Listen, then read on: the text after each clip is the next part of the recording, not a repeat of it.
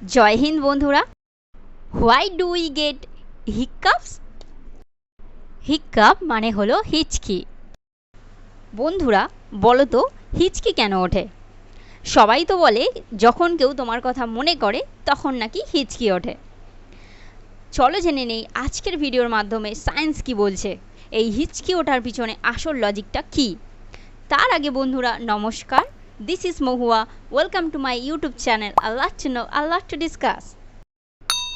বন্ধুরা, আমরা বাতাস থেকে বায়ু ইনহেল করি অর্থাৎ গ্রহণ করি, আর তারপর সেই বায়ু শ্বাসনালীর মধ্য দিয়ে আমাদের ফুসফুসে প্রবেশ করে, আর ফুসফুসটা প্রসারিত হয় অর্থাৎ ফুলে ওঠে।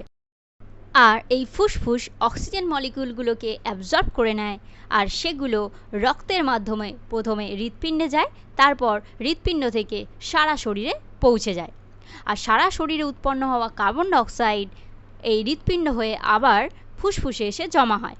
কিন্তু ফুসফুস তো এখন চুপসে গেছে, সেখান থেকে এই কার্বন ডাইঅক্সাইডগুলো বের হবে কিভাবে? ফুসফুসকে তো এখন ঠেলতে হবে, আর এই ঠেলার জন্য একজনের প্রয়োজন আছে, আর এই ঠেলার কাজ করে আমাদের ডায়াফ্রাম। এই ডায়াফ্রাম হলো এক ধরনের মাংসলপেশি, যেটা ফুসফুসের নিচে আর স্টমাকের উপরে অবস্থিত। এটা সংকোচন আর প্রসারণের মাধ্যমে ফুসফুসকে ঠেলে দেয়। ফুসফুসকে ঠেলে দেওয়ার ফলে ফুসফুস খুব ইজিলি বাতাসকে ইনহেল এবং এক্সহেল করতে পারে, অর্থাৎ গ্রহণ এবং বর্জন করতে পারে। এই ডায়াফ্রাম আমাদের শ্বাসকার্যে তাই খুব বড় একটা ভূমিকা পালন করে।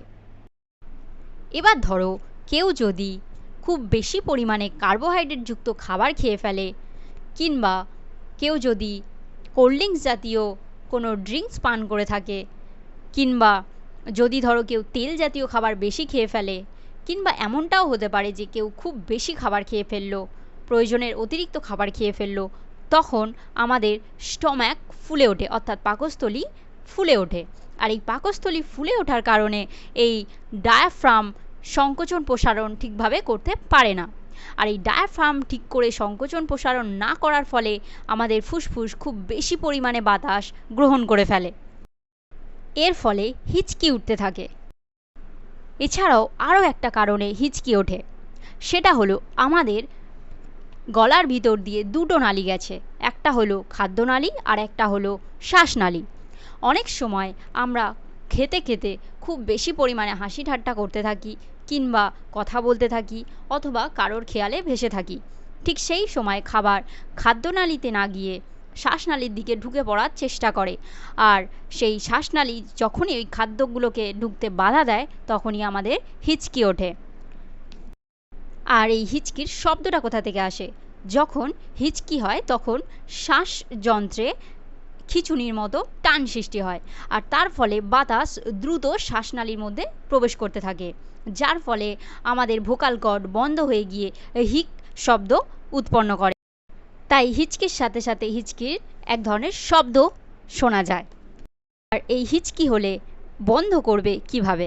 এই হিচকি হলে বন্ধ করার উপায় হলো জল খাওয়া, এছাড়াও বরফ জল বা ঠান্ডা জল নিয়ে গার্গেল করা, এছাড়াও মনটাকে ডাইভার্ট করা, অর্থাৎ যেটা নিয়ে ভাবছিলে সেটা না ভেবে অন্য কিছু ভাবা, কিছু ক্যালকুলেট করা, একটু ঘুরে আসা, অন্য কিছু করা, হেঁটে চলে বেড়ানো, এসব করলেও হিচকি কমে যেতে পারে। মনটাকে ডাইভার্ট করলে সবথেকে বেস্ট উপায় হিচকি কমানোর। এছাড়াও নাক এবং মুখ কিছুক্ষণের জন্য বন্ধ করে শ্বাসরুদ্ধ করলেও হিচকি কমে যায়। তাছাড়াও কোনো কাগজ বা প্লাস্টিকের ঠোঙা জাতীয় নিয়ে তাতে শ্বাস নেওয়া দেওয়া করলেও অনেক সময় হিচকি কমে যায়। আজকের ভিডিওটা ছিল হিচকি নিয়ে। বন্ধুরা, কেমন লেগেছে অবশ্যই কমেন্ট বক্সে জানিও। আর আশা করি তোমাদের কাছে ক্লিয়ার হয়ে গেছে, কেউ তোমার কথা মনে করলে তখন হিচকি হয় না, যখন তুমি কারোর কথা মনে করো তখন হিচকি হয়। ভিডিওটাকে শেষ পর্যন্ত দেখার জন্য অনেক ধন্যবাদ বন্ধুরা। আর ভিডিওটাকে প্লিজ লাইক করো, আর চ্যানেলটাকে যদি সাবস্ক্রাইব না করে থাকো তাহলে সাবস্ক্রাইব করো, আর যত বন্ধু আছে সবার সাথে ভিডিওটা শেয়ার করে দাও। Thank you.